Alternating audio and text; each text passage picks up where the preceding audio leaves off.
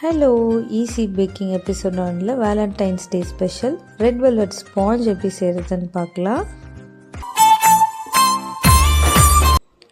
இது பார்த்திங்கன்னா ஒரு 1/4 kg கேக்கு. அதுக்கு பார்த்திங்கன்னா 5 inch டின்னில் ஆயில் அப்ளை பண்ணிவிட்டு பட்டர் ஷீட் போட்டு ரெடியாக எடுத்து வச்சுக்கோங்க.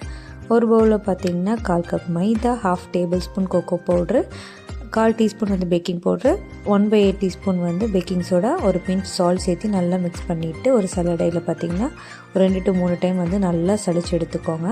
சளிச்சு எடுத்ததை தனியாக எடுத்து வச்சுட்டு 1/4 கப் வந்து பவுட்ரு சுகர் எடுத்து அதையும் சளிச்சு எடுத்து வச்சுக்கோங்க.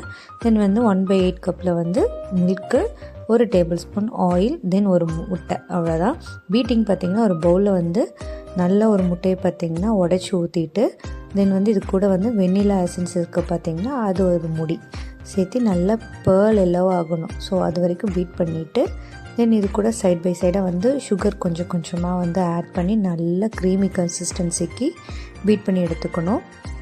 பீட் ஆனதுக்கப்புறம் பார்த்திங்கன்னா இந்த அளவுக்கு வந்ததுக்கப்புறம் ஒரு டேபிள்-ஸ்பூன் ஆயில் ஆட் பண்ணி ஜஸ்ட் ஒரு மிக்ஸ் கொடுத்துட்டு பீட் ஆஃப் பண்ணிவிட்டு விஸ்கில் பார்த்திங்கன்னா ஒரு 2 drop food colour, red colour add பண்ணிவிட்டு அதே ஒரு மிக்ஸ் கொடுத்துட்டு கொஞ்சம் கொஞ்சமாக ட்ரை இன்க்ரீடியன்ட்ஸ் ஆட் பண்ணி பார்த்திங்கன்னா லைட் மிக்ஸ் கொடுத்துட்டு ஒரு 70% வந்து மிக்ஸ் ஆனால் மட்டும் போதும்.